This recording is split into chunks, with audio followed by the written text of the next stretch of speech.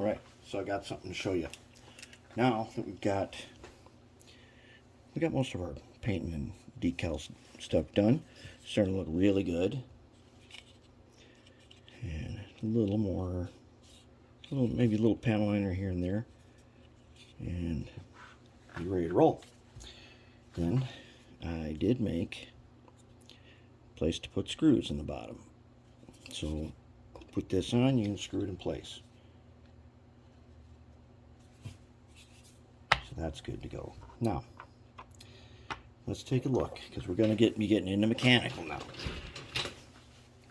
So here are the trucks. Let's take a good look at what we did. This is kind of the secret stuff here.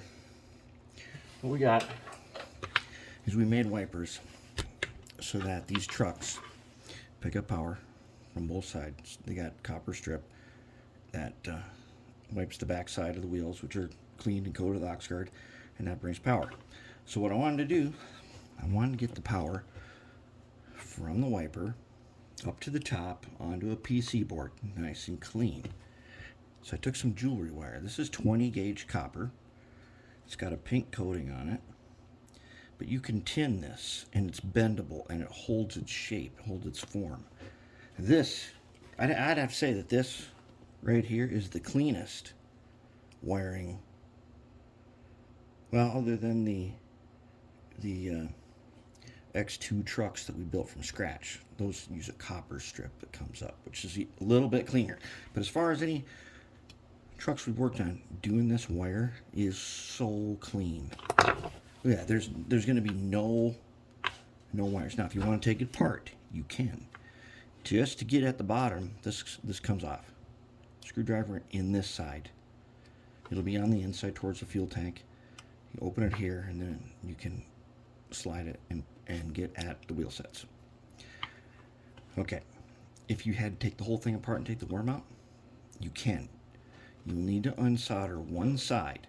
The PC board is not, it's on here with goop, but the goop does not touch this panel that holds the gears in place.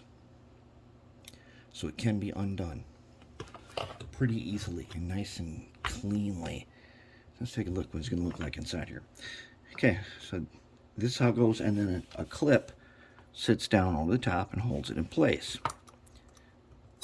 Just like that. And these trucks are both the same, so it doesn't matter which one you put on here. They're both exactly the same. So we don't have to worry about, putting them in backwards or any of that kind of business. It's all set for us. Now that, look how clean that is. There's power up to here. When we put the motor in, we'll shim the motor to the correct height with some lead weight.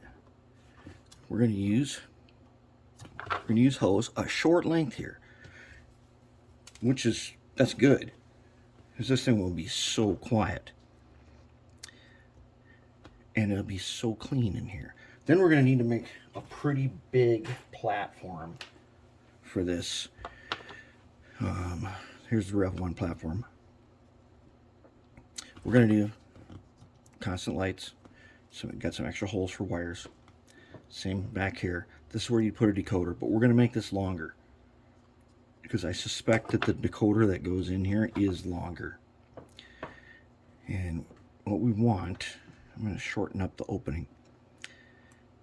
And this will get raised up, so this will get attached, so that you'll be able to drop in a decoder right here with a dot of goop on it. Hold it, and you'll have your wiring right here. If it's one of those decoders where it collects power from the ends, on both ends, you'll solder, boom, boom, right onto it with some flexible wire, and you still get turning. This is gonna be a beauty. I mean, that's pretty nice right there. That's where we're at. We're looking good. So tomorrow we're gonna get into some mechanical, and it should be pretty great.